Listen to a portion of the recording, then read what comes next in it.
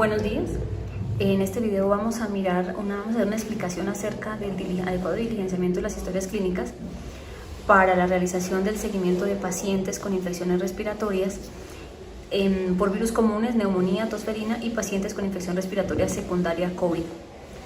Es un requerimiento de la Secretaría de Salud a través de un instrumento, como ven en la imagen, es un aplicativo, es una lista de chequeo donde se evalúa la adherencia a las guías de manejo y el adecuado diligenciamiento de las historias clínicas en pacientes con dichas patologías con estas características.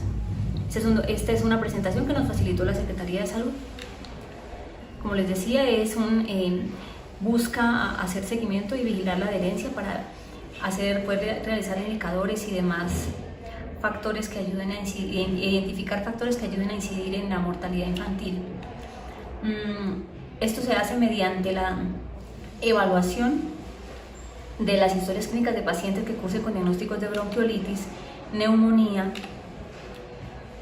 infección por COVID y tosferina. Se evalúan mensualmente los pacientes que cursaron con este diagnóstico. Ese diagnóstico se va a sacar de los registros del CIE-10. A esas historias clínicas nosotros empezamos a aplicar la serie de pasos o la serie de indicadores que nos pide el Ministerio para evaluar la calidad. Se realizan pacientes menores de 5 años, les repito, que tienen diagnóstico de este tipo de patologías en el CIE-10.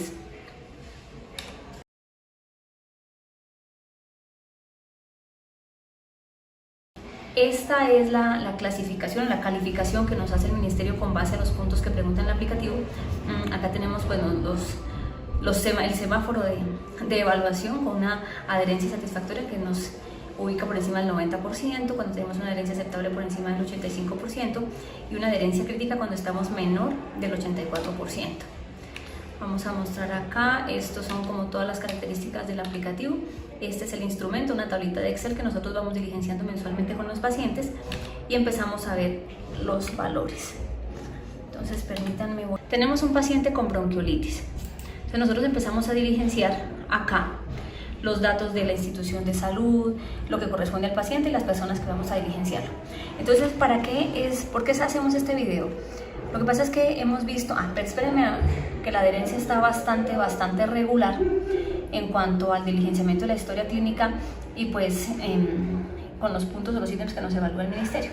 Entonces quería mostrarles enfermedad por enfermedad qué es lo que nosotros nos pide el Ministerio para que así mismo podamos hacer un registro adecuado en las historias clínicas. Pacientes con bronquiolitis, es decir, diagnóstico en CIE-10 de bronquiolitis. Entonces tenemos en la enfermedad actual, ¿qué tenemos que poner o qué se evalúa en el Ministerio? En el aplicativo del Ministerio, perdón.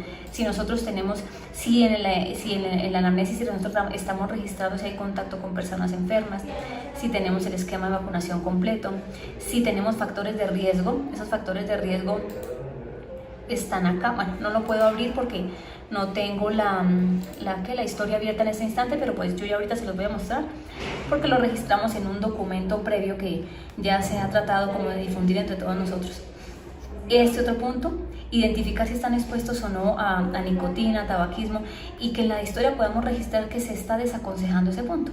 Si el paciente que cursa con un cuadro probable de bronquiolitis, si fue aislado o no. Es importante que en el momento en que nosotros dejemos un paciente en observación en el bloque respiratorio, expliquemos o pongamos directamente en las órdenes médicas que se va a hacer aislamiento respiratorio para poder nosotros cumplir con ese valor.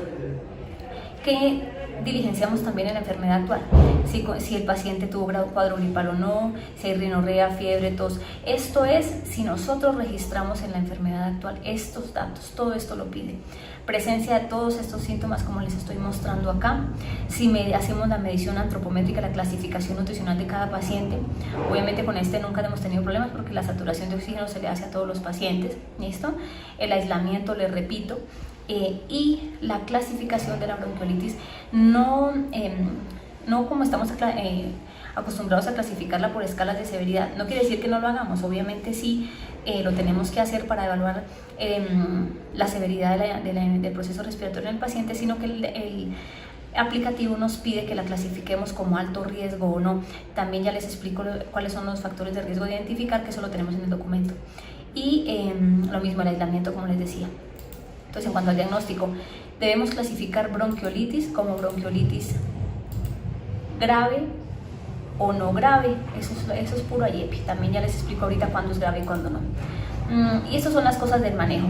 Realmente en estos puntos pues es controversial. Lo que la guía dice es que no hacemos radiografía, no hacemos ningún otro tipo de examen cuando tenemos una bronquiolitis, pero esto, mi sugerencia es que lo hagamos según el contexto de cada paciente. No podemos generalizar, y si cada paciente requiere que ampliemos estudios, pues lo podemos justificar.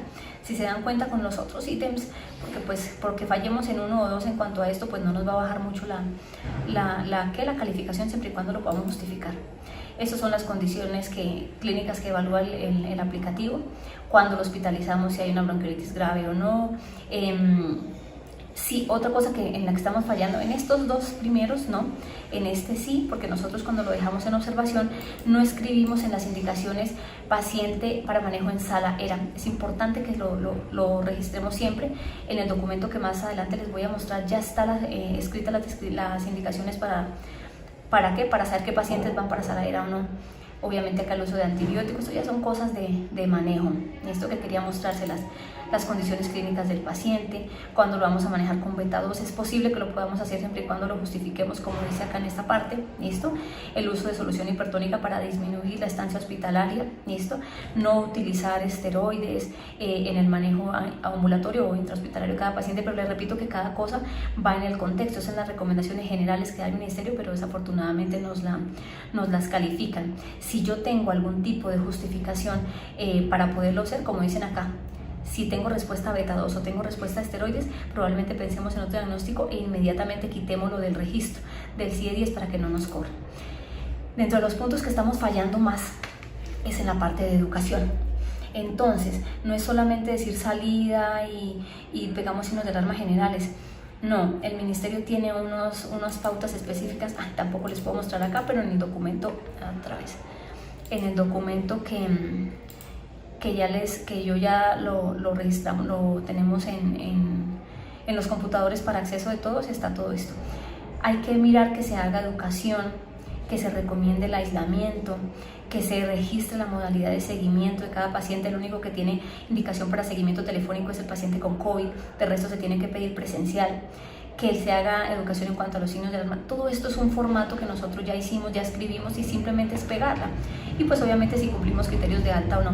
En este punto pues no tenemos fallas porque realmente los pacientes siempre los han cumplido. Y en cuanto al control, tenemos que verificar que la consulta de seguimiento se haga a las 48 y a las 72 horas, ya sea intramural o extramural, ¿listo? Y verificar si ese control médico se llevó a cabo o no.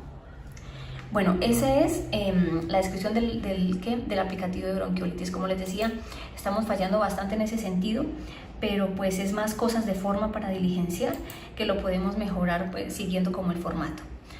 En cuanto a neumonía, lo mismo. Vamos a empezar otra vez acá como el formatico anterior.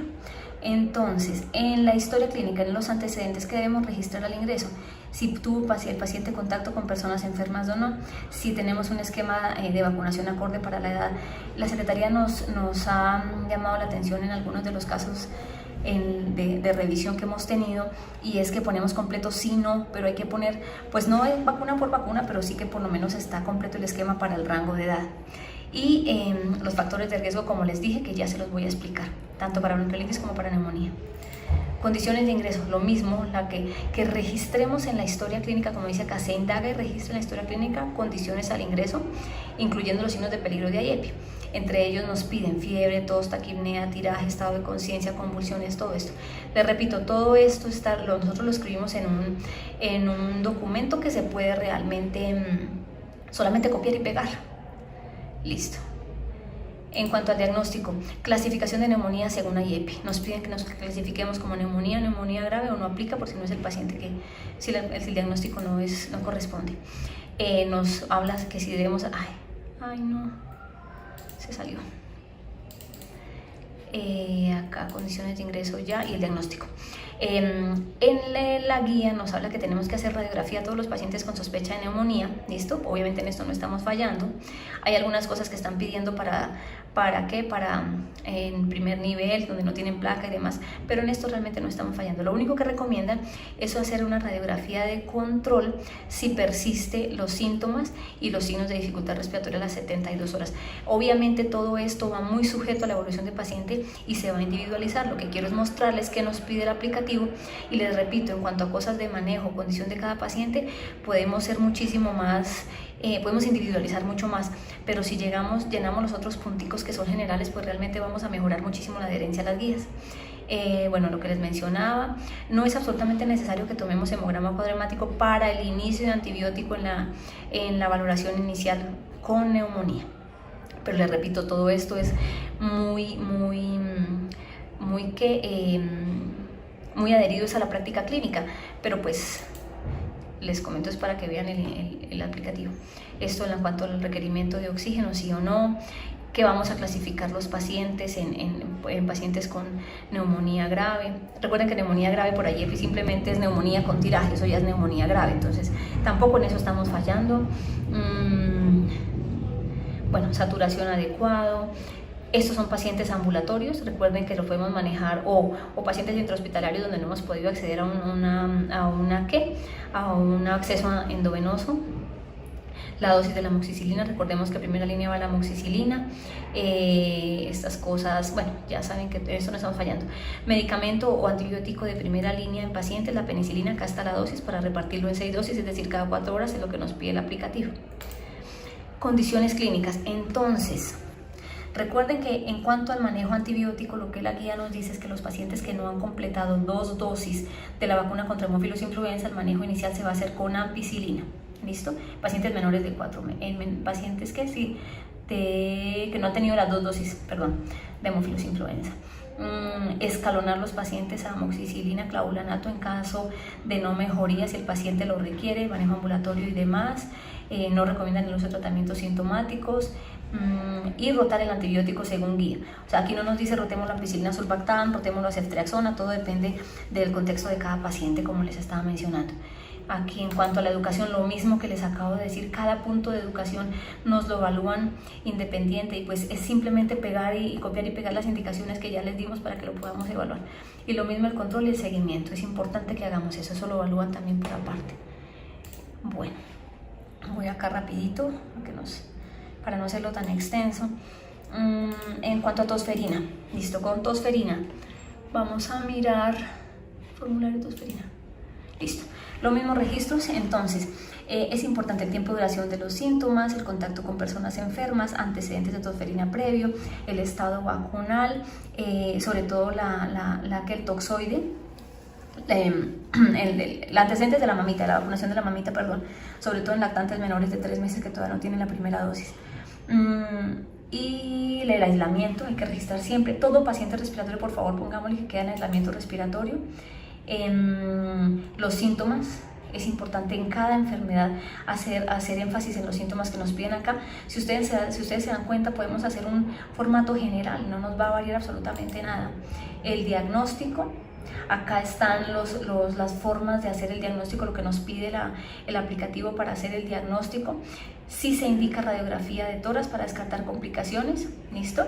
Esto es más que todo el diagnóstico. En el video yo creo que lo pueden ver ahí con un poquitico más de detenimiento. Igual en el documento que les estoy mencionando, ahí pusimos como el resumen, ¿listo? Cuando se hospitaliza o no, según la clasificación de severidad, aporte de líquidos, el manejo nutricional, el oxígeno, tratar complicaciones con infecciones secundarias, tratamiento de los contactos, tratamiento con los antibióticos de primera línea, ahí están. Dice acá en la guía no se recomienda administrar ningún tipo de medicamento o intervención para control de la tos, pero les repito, todo esto es individual y lo podemos hacer de acuerdo a la autonomía médica, entonces todo se puede justificar. Solo quiero es que les quede claro qué es lo que nos pide el aplicativo y obviamente podemos justificar todo en el contexto de cada paciente. ¿Listo? Bueno, aquí los otros que cosas que están pidiendo ECMO y demás, pues eso depende de cada paciente. Y repito, Educación es exactamente lo mismo. En esto solamente se hace énfasis en la vacunación de contactos, en completar el esquema y en el aislamiento. Y lo mismo, el control al ingreso. Es los dos mismos ítems que nos piden para el resto de cosas. Vamos entonces ahora con el último, que es COVID. Ay, que lo hice. Bronquiolitis, tosferina.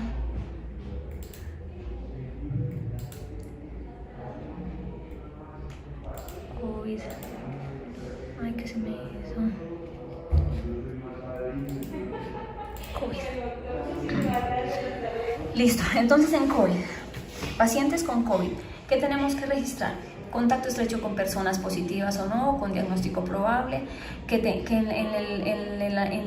en la anamnesis, que hayan tenido contacto o no con personal por profesiones de riesgo, acá están escritas, eso está en el formato, simplemente es ponerle un sí o un no al formato que nosotros ya resumimos para que lo copiemos y los peguemos. Lo mismo en la presencia de viajes o no, pues obviamente el paciente tiene pruebas serológicas, sí, todos se las hacemos.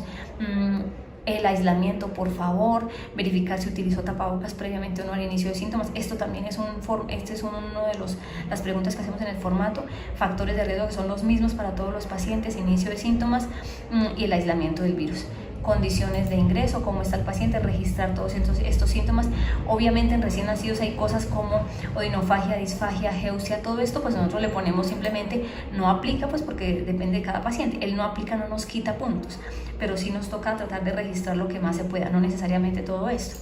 En cuanto al diagnóstico, ya sabemos que en eso no estamos fallando. Clasificar la severidad de la enfermedad según las escalas. Si tenemos un paciente leve asintomático con neumonía grave, una SRA, una sepsis, un choque séptico, eso. Y hay que pedir los paraclínicos para clasificación de severidad según cada paciente. Entonces ahí también ya les explico cuáles son, porque esto aquí está escrito en el aplicativo del ministerio, está escrito cuáles se piden para cada cosa. Condiciones clínicas, obviamente, factores de riesgo, el manejo corresponde a la severidad o no, el uso de corticoides, todo eso en el contexto del paciente, pero quiero que miren qué es lo que nos pide la Secretaría para poder evaluar en el aplicativo. Y exactamente lo mismo, criterios de alta, aislamiento, educación y seguimiento. En ese sí ven que no me muestra lo otro de control porque generalmente está en aislamiento. Bueno, esto es a grandes rasgos lo del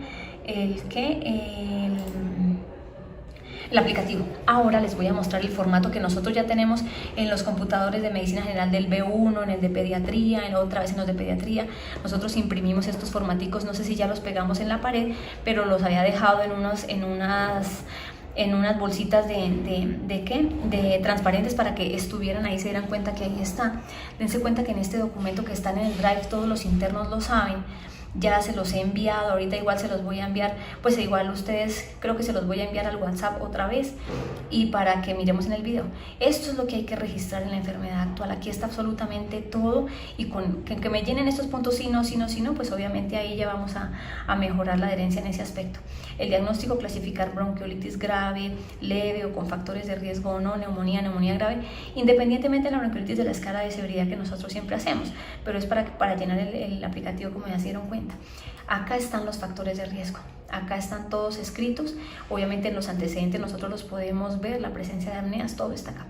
¿Y cuáles son las bronquiolitis de alto riesgo? Acá también está en el formato escrito, la dosis de la neumonía, ahí ya les pusimos nosotros, cuál es el plan terapéutico. Bueno, esto de bronquiolitis pues obviamente es bastante controvertido, la idea es que podamos hacerlo lo más adheridos al aplicativo. En el documento también tengo las indicaciones de sala aérea, qué pacientes van y quiénes no van a sala aérea. Acá está, qué pacientes van, cuáles son las indicaciones, acá está, listo. Y los criterios de alta, les repito que no fallamos en esto absolutamente, sin embargo lo que nosotros hicimos fue pasar y copiar los puntos que están en el aplicativo registrados para que los recordemos por favor. Citar a control a 72 horas, ¿listo? Entonces acá están las recomendaciones, los signos de alarma, todo lo de educación que está ahí, lo que está en el aplicativo también lo copiamos y los pegamos acá, recomendaciones para la salida. Y realmente eso es lo que nosotros tenemos en el formato, ese formato ya está hecho, simplemente es copiarlo y pegarlo para que mejoremos un poquito la adherencia. Queríamos mostrarles aquí por último las gráficas. Se dan cuenta que vimos la clasificación, la semaforización de clasificación en adherencia de guías. Miren cómo nos fue en enero.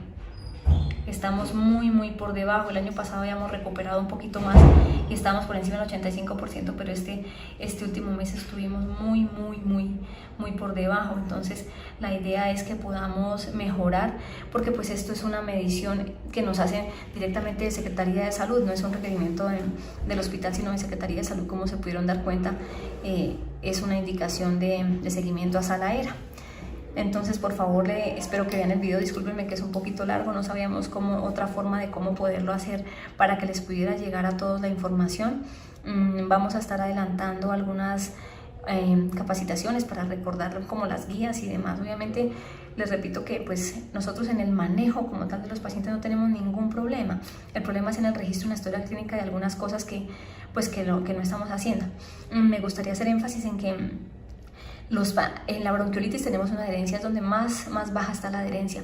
Entonces, ¿por qué? Porque hay pacientes, recuerden que hay que registrar en la historia clínica si es el primer episodio sibilante, sí o no. Si tenemos un episodio sibilante recurrente, o sea, ya tuvo bronquiolitis y está con otro episodio sibilante, en el diagnóstico de CIE-10 no le podemos dejar bronquiolitis porque inmediatamente el sistema me lo va a pasar para evaluación. Esa historia tenemos que auditarla, ¿sí? Y pues obviamente no lo es, y este paciente sí requiere corticoides, este paciente puede responder a beta 2 y ya se me sale de la guía. Entonces estos pacientes los podemos registrar como un asma o como una bronquitis y hacemos énfasis en las observaciones, el diagnóstico que realmente querramos poner. ¿Qué más era lo que les quería decir? Eso por un lado, creo que no es nada más. Entonces espero que utilicemos ese formatico que está en el drive de los internos, está en los computadores, y que podamos ver en este video. Está como todo para que podamos hacer las mejoras que requerimos, porque pues esto nos lo siguen evaluando. Les decía que vamos a hacer una serie de charlas de repaso de la guía de bronquiolitis, de la guía de neumonía. En este mes tenemos la de tosferina y luego se va a hacer la de COVID, como parte de las mejoras que tenemos que pasar a la Secretaría de Salud para el cumplimiento de la adherencia a guías. Entonces creo que no era más. Si hay alguna duda, pues nosotros, la jefe Carolina Osuna, la doctora Melissa Durán o yo, Mónica Corredor, podemos resolverlas en cuanto a lo que ustedes tengan con este documento. Les repito, es más cuestiones de forma de registro en la historia clínica. No es en el manejo que lo estemos haciendo mal, porque el manejo está muy adherido a lo que se requiere en nuestros pacientes. Es simplemente registro de historias clínicas, pero pues desafortunadamente por ahí nos miden. Quedamos atentas entonces a las dudas.